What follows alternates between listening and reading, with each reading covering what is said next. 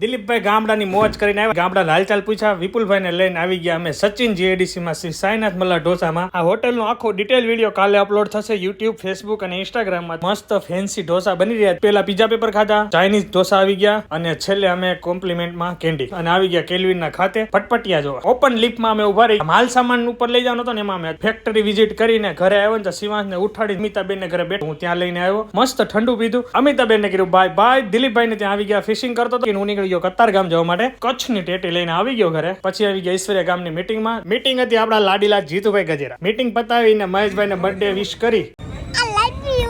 છોકરાને બર્ફની પાર્ટી આપી હતી બર્થડે પર, પણ અમે હારો ફળી વાળા ગોલાનો મોજ લઈ લીધો. શિવાંશ મેળો ઝાપટવા. આ મારો ગોલો હતો ભાઈ, મોજ પડી ગઈ. Mix colour flavour. કેલ્વિન બાપુ રહી ગયા. પછી ઘરે આવીને કચ્છની ટેટીનો આનંદ લીધો. ચિરાગભાઈ કટિંગ કરે છે અને ફાઇનલી ટેસ્ટ કર્યો ને ભાઈ જોરદાર, એકદમ શાકર જેવી. આ સાથે વિડીયો ને અહીંયા એન્ડ કરી દઈએ. ભાઈ જય સ્વામિનારાયણ.